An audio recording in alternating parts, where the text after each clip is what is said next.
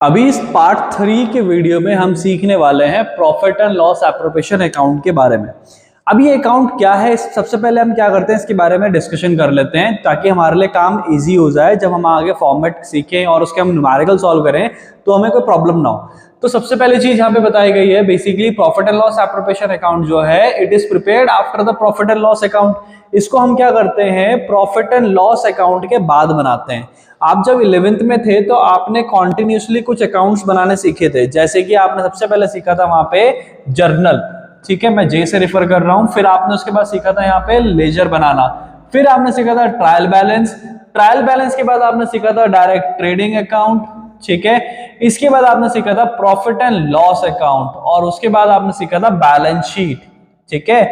तो अभी हमारे पास क्या है, profit and loss appropriation account. जब आपने 11th में थे तो आपने ये सारी चीज जो सीखी थी वो इंडिविजुअल ओनर के लिए सीखी थी। जब हम इंडिविजुअल ओनर के लिए कोई अकाउंट मेंटेन करते हैं तो बस हमें उतनी ही चीज बनानी पड़ती है, लेकिन जब हमारे पास पार्टनर्स हैं, पार्टनर्स के लिए भी हमें डिटेल बनानी पड़ेगी ना भाई। हो सकता है पार्टनर्स सैलरी लेके जा रहे हो अपने लिए, इंटरेस्ट ऑन कैपिटल लेके जा रहे हो, तो उनका भी अकाउंट सेपरेटली हमें मेंटेन करना पड़ता है। वो डिटेल कहीं ना कहीं तो मेंशन करनी पड़ती है ना स्पेसिफिकली पार्टनर के लिए, तो उसके लिए प्रिपेयर करा जाता है profit and loss appropriation account, जो कि किसके बाद बनता है, पार्टनरशिप अकाउंट में प्रॉफिट एंड लॉस के बाद बनता है। तो यहाँ पर आ जाएगा P&L एप्रो, ठीक है। फिर इसके बाद आ जाते हैं कैपिटल अकाउंट, ठीक है, कैपिटल अकाउंट ऑफ पार्टनर। फिर आ जाती है हमारे पास बैलेंस शीट जैसी चीजें।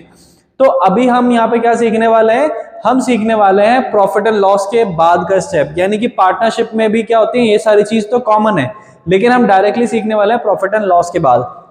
तो क्या बताया जा रहा है, it start with the net profit और नेट लॉस। जब भी हम प्रॉफिट एंड लॉस एप्रोप्रिएशन की शुरुआत करते हैं तो ये शुरुआत होती है इसकी या तो नेट प्रॉफिट से या फिर हमारे नेट लॉस से, ठीक है। तो क्वेश्चन को जब भी हम स्टार्ट करेंगे तो सबसे पहला काम हमारा यही रहेगा, नेट प्रॉफिट या फिर नेट लॉस को फाइंड आउट करना, फिगर आउट करना। इसके बाद कहते हैं profit and loss account is prepared to distribute profit and loss between the partners after paying their remuneration and after charging charges from them. तो ये कह रहे हैं कि प्रॉफिट एंड लॉस अकाउंट हम क्या बनाते हैं, हम अकाउंट मेंटेन करते हैं हमारे कंपनी के एक्सपेंसेस नोट करने के लिए, लेकिन जो profit and loss appropriation account है उसमें हम क्या पे करते हैं, पार्टनर्स के रेम्यूनरेशन को पे करते हैं, ठीक है। रेम्यूनरेशन जैसे कि पार्टनर्स के प्रॉफिट के अलावा जो है फायदा होता है, जैसे सैलरी हो गया, इंटरेस्ट ऑन कैपिटल हो गया, तो इस तरह की चीजें, ठीक है। चलो, तो अभी हम बात करते हैं, यहाँ पर बता रखा है कि एक हमें छोटा सा जर्नल इंस्ट्रक्शन दे रखा है कि भाई कैसे हम profit and loss account maintain करते हैं और उसमें कौन सी एंट्री किस साइड आती है। तो आपको क्या करना है, ये फॉर्मेट अपने पास नोट करना है, लेकिन याद नहीं करना है, क्योंकि मैं आपको एक शॉर्टकट तरीका बताऊंगा जिससे आपको समझ में ना है, समझ जाओगे तो कंसेप्ट क्लियर हो जाएगा, क्लियर हो जाएगा तो ये फॉर्मेट याद करने की जरूरत ही नहीं पड़ेगी, ठीक है। तो profit and loss appropriation account हमारे पास आपने ये नोट करना है, तो सबसे पहले से नोट कीजिए वीडियो को पॉज करके, और जब पॉज करके इसे कंटिन्यू करेंगे तो अभी मैं वहां पे भी कंटिन्यू कर रहा हूं, तो आप इसे पॉज करके अपने पास नोट कीजिएगा। तो हमारे पास आप देख रहे होंगे डेबिट में क्या लिखा है, ग्रॉस लॉस या फिर नेट लॉस। इसी तरह क्रेडिट में क्या है, ग्रॉस प्रॉफिट या फिर नेट प्रॉफिट। तो क्वेश्चन में इन दोनों में से कोई एक चीज सबसे पहले गिवन होगी, या तो हमें नेट प्रॉफिट या तो ग्रॉस प्रॉफिट हुआ होगा, या फिर हमारे पास ग्रॉस लॉस या तो नेट लॉस हुआ होगा।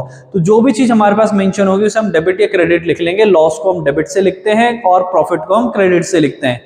इसके अलावा आप जब 11th में थे तो आपने एक नॉमिनल अकाउंट पढ़ा होगा, नॉमिनल अकाउंट में आपने पढ़ा होगा debit all expenses and loss, साथ साथ लिख भी लीजिएगा ये चीज, debit all expenses and losses and credit all income and gain. तो इसका मतलब क्या है कि डेबिट में हर वो आइटम आएगा जो आपके लिए क्या है, एक्सपेंडिचर है, और क्रेडिट में हर वो आइटम आएगा जो आपके लिए इनकम है, ठीक है।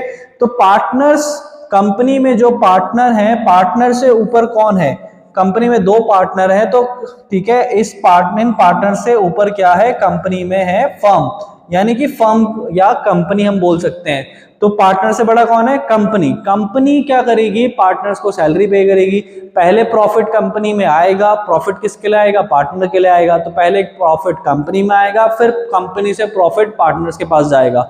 तो हम जो अकाउंट मेंटेन करते हैं एक्चुअली वो हम फर्म के लिए कर रहे हैं, कंपनी के लिए कर रहे हैं। तो कंपनी के लिए पार्टनर्स को सैलरी देना इनकम है या एक्सपेंडिचर है, तो आपके दिमाग में आएगा कि सर ये तो एक्सपेंडिचर हुआ कंपनी के लिए, क्योंकि कंपनी क्या कर रही है, पार्टनर्स को सैलरी दे रही है, ठीक है, तो वो क्या हुआ, वो हुआ एक्सपेंडिचर। तो जो एक्सपेंडिचर है, मैंने आपको क्या कहा, debit all expenses and losses. Expenditure कहाँ आएगा, डेबिट में आएगा। तो अगर किसी पार्टनर को क्या मिल रही है, सैलरी मिल रही है, तो कहाँ आएगा, डेबिट में आएगा, पार्टनर सैलरीज। अगर किसी पार्टनर को कंपनी इंटरेस्ट ऑन कैपिटल पे कर रही है, क्योंकि कंपनी पे करती है इंटरेस्ट ऑन कैपिटल, तो जब भी पे करेगी कंपनी तो वो आएगा डेबिट में। सो इंटरेस्ट ऑन कैपिटल यहाँ पे भी क्या आएगा, डेबिट में आएगा। इसके बाद क्या है हमारे पास, कमीशन। कमीशन अगर कंपनी पार्टनर्स को दे रही है तो कहाँ आएगा, डेबिट में आएगा, क्योंकि अभी हमने बात करी कंपनी का खर्चा यानी कि डेबिट में लिखने का है ना। कंपनी क्या कर रही है, कुछ पैसा अलग निकाल के रिजर्व कर रही है पार्टनर्स के कहने पर, तो अभी क्या करना है, ये भी क्या हुआ, कंपनी के लिए खर्चा हो गया, क्योंकि कंपनी क्या कर रही है, पैसा अलग निकाल के मेंटेन कर रही है। अभी ये रिजर्व भी क्या चला गया, डेबिट में चला गया। तो अब बात करते हैं कि हमारे पास क्रेडिट में क्या आएगा। क्रेडिट में आएगा कंपनी में जो प्रॉफिट आया था, ठीक है, कंपनी में जो प्रॉफिट आया वो कंपनी की इनकम हो गई, ठीक है, तो वो हमने क्रेडिट में लिख दी। इसके अलावा इंटरेस्ट ऑन ड्राइंग। पार्टनर्स कभी कभी क्या करते हैं, कंपनी से पैसा निकाल लेते हैं। जब वो पैसा निकाल लेंगे तो बाद में उस पर कुछ इंटरेस्ट भी पे करते हैं। तो जो पे करेंगे वो किसे पे कर रहे हैं, वो कंपनी को पे कर रहे हैं। तो कंपनी के लिए वो पैसा आ रहा है, तो जो पैसा आ रहा है वो कंपनी के लिए इनकम। जो इनकम हो रही है कंपनी की वो चली जाएगी क्रेडिट, क्योंकि हमने नॉमिनल अकाउंट फॉलो कर लिया, credit all income and gain. तो इंटरेस्ट ऑन ड्राइंग आ जाएगा हमारा क्रेडिट, ठीक है। फिर फाइनली हमारा जो भी आंसर आएगा या तो डेबिट में आएगा, डेबिट में आएगा तो वो कहलाएगा प्रॉफिट ट्रांसफर्ड, और अगर हमारे पास क्रेडिट में आएगा तो वो कहलाएगा लॉस ट्रांसफर्ड। इसको कैसे निकालेंगे ये अभी हम नेक्स्ट न्यूमेरिकल करने वाले हैं। आपने होप करता हूं ये नोट कर लिया हो। इसको जब नोट कर लें साइड में, अभी हम न्यूमेरिकल प्रैक्टिस करेंगे तो इसको अपने पास रखिएगा, ताकि आप साथ साथ देखकर मेरे को हेल्प करेंगे, ठीक है, और आपको भी हेल्प लगेगी इसकी। चलो कंटिन्यू करते हैं फटाफट से हम अपना न्यूमेरिकल पे। अभी एक क्वेश्चन आ गया हमारे पास, क्वेश्चन नंबर 1, जहां पर हमारे पास क्या है, 3 पार्टनर हैं। अब ये 3 पार्टनर क्या कर रहे हैं, यहाँ पे फटाफट से हम क्वेश्चन को रीड करेंगे। 3 पार्टनर है, ABC are the partner in the firm, their profit sharing ratio equally. इनका जो प्रॉफिट शेयरिंग रेशियो है वो क्या है, इक्वल है, ठीक है। The profit and loss according to the deed, partners will have IOC। IOC का मतलब है interest on capital and interest on drawing of ₹5,000 each and 2,000 each. तो जो इंटरेस्ट ऑन कैपिटल है तीनों पार्टनर को कितना मिल रहा है, 5,000 ईच मिल रहा है। जो इंटरेस्ट ऑन ड्राइंग है वो कितना मिल रहा है, 2,000 ईच मिल रहा है, यानी कि तीनों पार्टनर को 2,000 मिल रहे हैं, ठीक है। अभी हम क्या करते हैं, बस फटाफट से एंट्री करना हमने शुरू करना है। लेकिन मैंने आपको एक चीज कहा था, जब भी हम profit and loss appropriation account का फॉर्मेट बनाएंगे तो यहाँ पर इसकी शुरुआत होगी या तो नेट प्रॉफिट से या तो नेट लॉस से। तो इस क्वेश्चन में क्या करते हैं, फटाफट से प्रॉफिट ढूंढते हैं कि प्रॉफिट कहाँ लिखा है। हमने जैसे ही ढूंढा तो प्रॉफिट यहाँ पे मिल गया हमें कि प्रॉफिट है हमारे पास 7 लाख रुपीज। तो 7 लाख रुपीज को हम यहाँ पे फटाफट से लिख लेते हैं, जो कि हमें कितना लिखना है, हम लिखेंगे बाय प्रॉफिट कितना आएगा, हमारे पास आएगा 7 लाख रुपीज, ठीक है, हमने यहाँ पे लिख लिया। इसके बाद हमें क्या करना है, अब हमें बाकी की एंट्री मैच करनी है। अब आपने जो नोट करा था पिछला फॉर्मेट जो मैंने आपको कहा था वीडियो पॉज करके, उसमें चेक कीजिए इंटरेस्ट ऑन कैपिटल कहाँ लिखा है, डेबिट या क्रेडिट। तो आपको पता चलेगा आपने लिखा है डेबिट, क्योंकि कंपनी का खर्चा है, कंपनी उसे पे कर रही है पार्टनर्स को। तो इंटरेस्ट ऑन कैपिटल कहाँ आएगा, डेबिट में आएगा। तो हम यहाँ पे लिखने वाले हैं 2 IOC, ठीक है। 3 पार्टनर थे हमारे पास, तो तीनों के लिए इसमें लिखते हैं फटाफट से ABC। कितना कितना मिलने वाला था, 5,000 ईच। 5,000 ईच का मतलब क्या हुआ, 5,000 पर पार्टनर, ठीक है। तो हमने यहाँ पे लिख लिया अमाउंट। अब हमारे पास कितना आएगा, यहाँ पे इसका बाहर टोटल लिख लेंगे। ये जो कैलकुलेशन की थी हमने इंटरनल करी है, अभी हमने एक्सटर्नल टोटल लिख लिया। इसके बाद क्या करना है, अभी हम आगे क्वेश्चन को पढ़ते हैं। Both partner A and B are allowed to have salary of 2,000 per month. अब ये कह रहे हैं जो सैलरी मिल रही है, 2 पार्टनर हैं, दोनों को कितनी मिल रही है, 2,000। तो 2,000 तो मिल रही है पर मंथ। लेकिन जब हम अकाउंट बनाते हैं प्रॉफिट एंड लॉस एप्रोप्रिएशन का, तो यहाँ पर हम पूरा एनुअली डेटा लिखते हैं। तो यानी कि जो सैलरी लगेगी पूरे साल की लगेगी, यानी कि मल्टीप्लाई विद 12, यानी कि 24,000 टू ईच पार्टनर, ठीक है। एक पार्टनर को कितनी सैलरी मिल रही है, 24,000 रुपए। तो हम यहाँ पे क्या लिखेंगे, 2 सैलरी, ठीक है। फटाफट से क्या करते हैं, यहाँ पे लिखते हैं 2 सैलरी किस किस को मिल रही है, हमारे दो पार्टनर है यहाँ पर ए और बी। ए को कितनी सैलरी मिल रही है, ए को मिल रही है 24,000 रुपए। दूसरा पार्टनर है हमारे पास, उसको भी 24,000 रुपए। तो टोटल कितना मिल गया यहाँ पे 48,000 रुपए यानी 48,000। इसके बाद क्या है हमारे पास एंट्री, कहते हैं सी विल गेट द कमीशन। सी को भी क्या मिल रही है भाई, कमीशन मिल रही है। तो सी को भी कमीशन पे करते हैं, लेकिन कितनी मिल रहा है 6,000 है। 6,000 एज इट इज फिक्स बोलिए तो हम फिक्स ही यहाँ पे पे करने वाले हैं। हम यहाँ पे लिखेंगे टू सीज कमीशन कितना मिल रहा है 6,000 मिल रहा है, हम एज इट इज इसे यहाँ पे लिख लिया। ठीक है, नेक्स्ट एंट्री क्या है, 10% of amount of the net profit will transfer to the general reserve. अब ये कह रहे हैं कि जो प्रॉफिट है हमारा 7 लाख रुपए, उसका 10% कहाँ डालना है, जनरल रिजर्व। जनरल रिजर्व की एंट्री आप फॉर्मेट चेक करो कहाँ लिखी है, डेबिट या क्रेडिट, तो आपको पता चलेगा वो लिखी है डेबिट साइड में। तो डेबिट साइड में हमें क्या करना है, यहाँ पे एक एंट्री और लिखनी है, जिसे मैं शॉर्ट में लिख रहा हूँ 2GR यानी कि जनरल रिजर्व, जो कि 7 लाख का 10% होना चाहिए। तो 7 लाख का 10% कितना आएगा, ये आएगा हमारे पास 70,000। ठीक है, चलो इतना हमें समझ में आया। इसके बाद हमें क्या करना है, नेक्स्ट स्टेप। नेक्स्ट स्टेप में क्या है, नेक्स्ट पॉइंट में हमने देख लिया था भाई हमारा प्रॉफिट हम लिख चुके हैं, लेकिन क्या हमने ड्राइंग्स लिखी, हमने यहाँ पे ड्राइंग्स नहीं लिखी। स्टार्टिंग में हमें यहाँ पे इंटरेस्ट ऑन ड्राइंग भी कहा गया था 2,000 ईच। तो क्वेश्चन में चेक करो इंटरेस्ट ऑन ड्राइंग कहाँ लिखते हैं, तो पता चलेगा इंटरेस्ट ऑन ड्राइंग लिखते हैं हम क्रेडिट साइड में। तो यहाँ पे लिखेंगे बाय इंटरेस्ट ऑन ड्राइंग यानी आईओडी। कितने पार्टनर्स को, 3 पार्टनर हैं ए बी सी, तीनों को कितना मिल रहा है, चार्ज कर रहे हैं 2,000 2,000 और 2,000। ठीक है, चलो अभी यहाँ पे कितना आ जाएगा 6,000 आ जाएगा हमारे पास। ठीक, अभी हमें क्या देखना है कि हमारे पास टोटल करेंगे तो ग्रेटर साइड कौन सी है। जब हम क्या करेंगे, टोटल करेंगे तो हमारे पास ग्रेटर साइड कौन सी है, हमें ये चेक करना है। ठीक है, तो अभी हम क्या करने वाले हैं, दोनों साइड का टोटल करने वाले हैं। तो हमें पता चलेगा जो ग्रेटर साइड है वो है हमारे पास 7,06,000। ठीक है, 7,06,000 को हम क्या करेंगे, टोटल करेंगे। सेम टोटल को हम क्या करने वाले हैं, यहाँ पर हम फॉरवर्ड करने वाले हैं। ठीक, अब हमने इसे फॉरवर्ड कर दिया। अब हमारा नेक्स्ट स्टेप है हमारे डेबिट साइड के टोटल से इसे माइनस करके यहाँ पे एक आंसर निकालना। तो क्या आंसर आएगा, एक बार आप चेक करो जरा। आपको क्या करना है, 7,06,000 में से ये सारी वैल्यूज को माइनस करेंगे। ठीक है, क्या आंसर आएगा एक बार चेक करो फटाफट से, फिर मैं आपको कंटिन्यू कराता हूँ।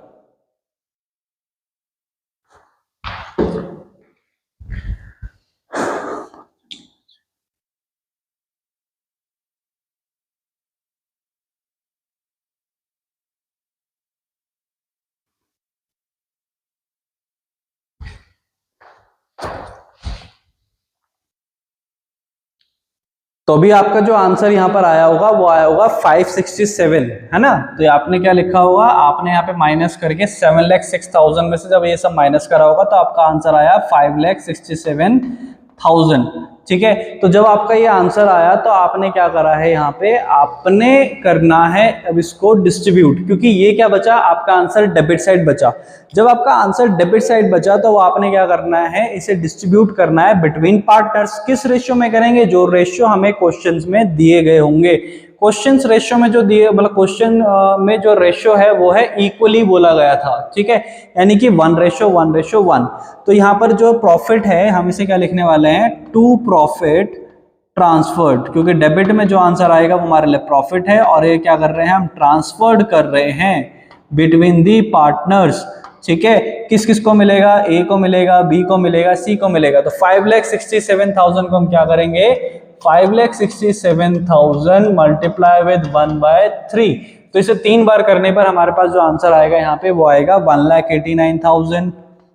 ठीक है, फिर 1,89,000, फिर दोबारा से 1,89,000। ये प्रॉफिट क्या होगा, तीनों में बढ़ गया। तो इस तरह से हमारे पास एप्रोप्रिएशन का पहला क्वेश्चन हो गया। अभी हम चलेंगे हमारे दूसरे क्वेश्चन पे, एप्रोप्रिएशन पे, जिसमें हम करेंगे इसे प्रैक्टिस और कुछ डिटेल के साथ। अभी हम जो क्वेश्चन कर रहे हैं वो प्रॉफिट एंड लॉस एप्रोप्रिएशन से रिलेटेड ही है, लेकिन इस क्वेश्चन को शुरू करने से पहले मैं आपको एडवाइस देना चाहूंगा, आपने करना क्या है, लास्ट टाइम अभी मैंने आपको एक फॉर्मेट शो करा था profit and loss appropriation account का, उसे अपने साथ साइड में रखें और मेरे साथ क्वेश्चन को रीड करें, और जब हम रीड कर लेंगे तो आप चेक करते रहें साथ साथ कि कौन सी एंट्री कहाँ आने वाली है, कौन सी डेबिट कौन सी क्रेडिट। ठीक है, चलो तो क्वेश्चन को रीड करते हैं। सबसे पहले हमें पता चलेगा कि भाई यहाँ पे 3 पार्टनर है ए बी सी, तो इनका जो शेयरिंग रेशियो है वो कितना है 2:1:1 है ना। अब ध्यान में ये रखते हैं, जब मैंने आपको कहा था कि हम profit and loss appropriation account बनाते हैं तो इसकी शुरुआत क्या लिखकर करते हैं, इसकी शुरुआत हम करते हैं या तो नेट प्रॉफिट लिखकर या फिर नेट लॉस। तो क्वेश्चन में हमारा काम है सबसे पहले नेट प्रॉफिट और नेट लॉस को ढूंढना। तो हम पहले पॉइंट में देखते हैं कि 10% इंटरेस्ट ऑन कैपिटल बोल रहा है, फिर कह रहा है 10% on interest on drawings, salary की बात कर रहे हैं, इसके बाद कमीशन है, फिर जनरल रिजर्व है, फिर आ गया नेट प्रॉफिट। नेट प्रॉफिट हमें पता चल गया, कहते हैं कि net profit of the firm is ₹6,99,000।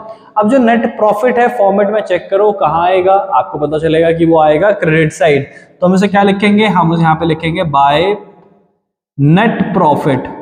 ठीक है, हमने यहाँ पे लिखा बाय नेट प्रॉफिट जो कि कितना है 6,99,000 रुपीज। ठीक है, हमने लिख दिया। अब इसके बाद क्या करें, अब इसके बाद हम कोई भी रैंडम एंट्री उठा सकते हैं। अब हम फ्री हैं, अब बस हमें क्या करना है, उस फॉर्मेट को चेक करना है, डेबिट साइड में कौन सी एंट्री, क्रेडिट में कौन सी है, बस उसको अकॉर्डिंग हम करते रहेंगे। तो सबसे पहली एंट्री से शुरू कर देते हैं हम, जो कि किससे रिलेटेड है, इंटरेस्ट ऑन कैपिटल से रिलेटेड है।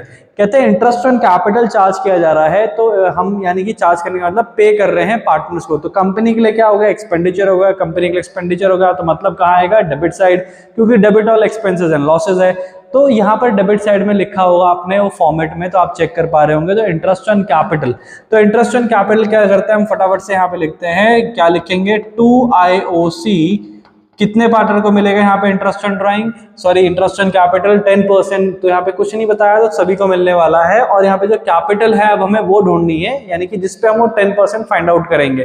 तो लास्ट में हमारे पास मेंशन है पार्टनर्स की कैपिटल, जो कि कितनी है, 1 अप्रैल 2020 में थी 5 लाख रुपीज किसकी, ए की, 4 लाख रुपीज बी और 3 लाख रुपीज सी। तो अब हमें क्या करना है, इस 5 लाख का 10% निकालना है। तो हम यहाँ पे लिख लेते हैं फटाफट से, 5 लाख रुपीज का हमें निकालना है 10/100। तो 10/100 कितना आएगा, 50,000 आएगा। तो इसी तरह से हमें 4 लाख का 10%, फिर 3 लाख का 10%।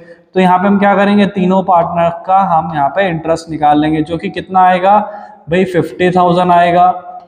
ठीक है, फिर 40,000 आएगा, फिर इसके बाद 30,000 आएगा। हमने तीनों पार्टनर की इंटरेस्ट ऑन कैपिटल को फाइंड आउट कर लिया। अब इनका जो टोटल आएगा वो हम यहाँ पे बाहर लिख लेते हैं, क्योंकि अभी हमने इंटरनल कैलकुलेशन करी थी। ठीक है, तो ये आएगा कितना, 1,20,000।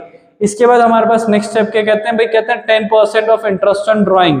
तो इंटरेस्ट ऑन ड्राइंग आप फॉर्मेट में चेक करो किस तरफ लिखा है, वो लिखा है क्रेडिट साइड में, है ना।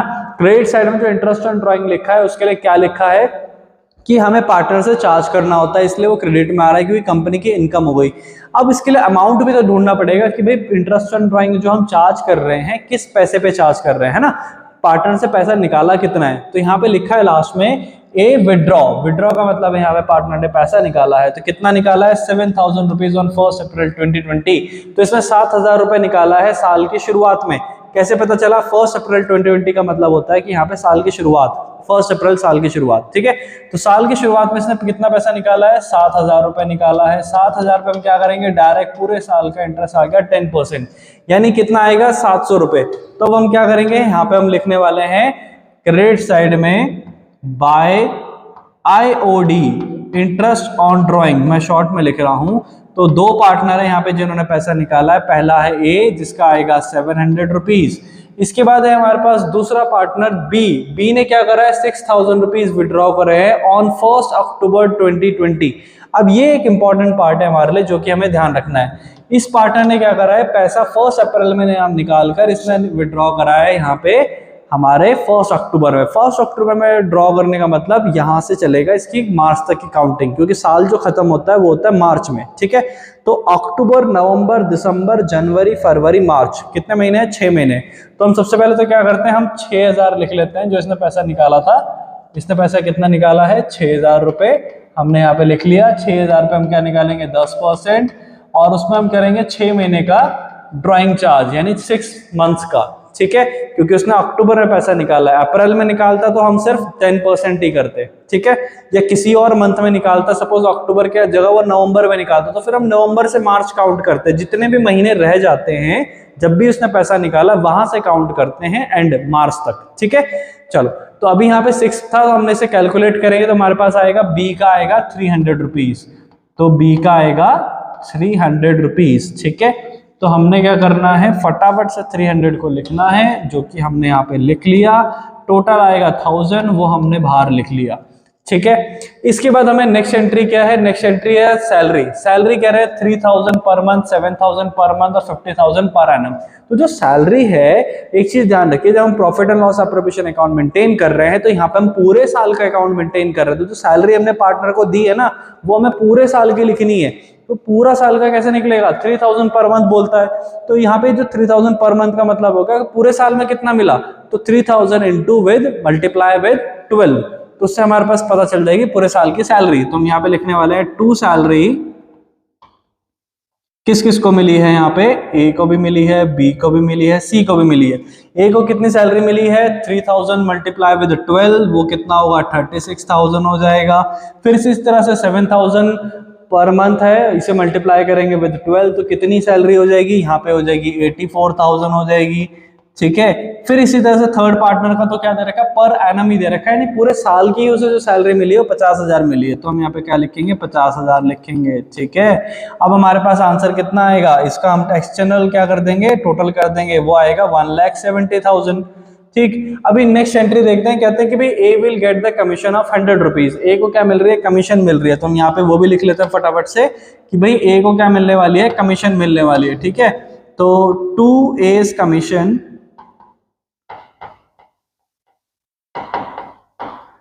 कितनी मिलेगी, 100 रुपीज मिलेगी, ठीक है। इसके बाद अगली एंट्री में क्या कहते हैं, अगली एंट्री में कहते हैं कि भाई 10% का हमें क्या करना है, जनरल रिजर्व भी मेंटेन करना है, ठीक है। तो फटाफट से क्या करते हैं, जनरल रिजर्व मेंटेन करते हैं 10% का, लेकिन किस पे करना है, नेट प्रॉफिट पे।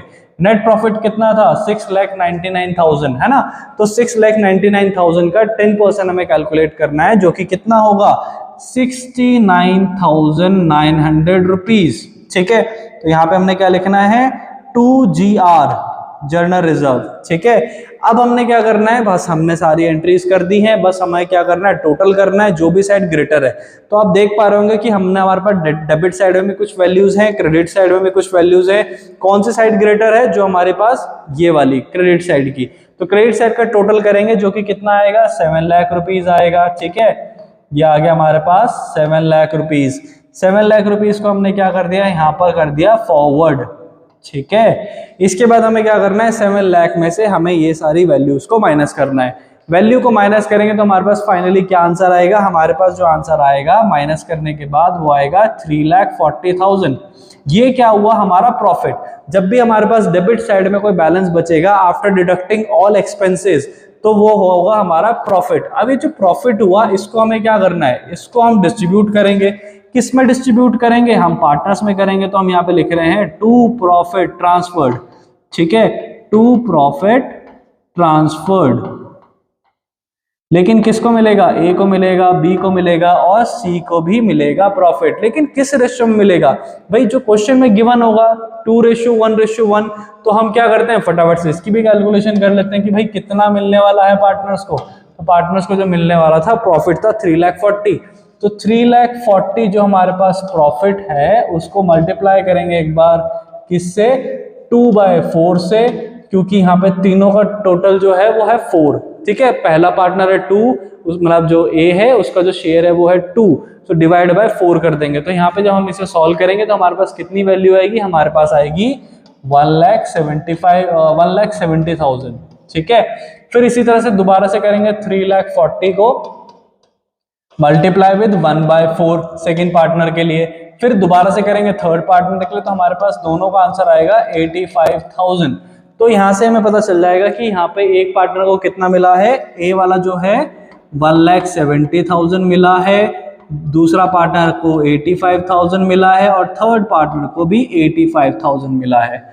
तो इस तरह से हमारे पास ये एप्रोप्रिएशन का क्वेश्चन होना है। होप करता हूं यहां तक आपको समझ में आया होगा। अभी हम मिलेंगे हमारे नेक्स्ट वीडियो में, नेक्स्ट पार्ट में, जिसमें हम समझेंगे इसके आगे के इक्वेशंस को, ठीक है, और उससे रिलेटेड जो हमारे पास ट्रिक्स होंगी वो भी हम समझेंगे। तो see you on the next video.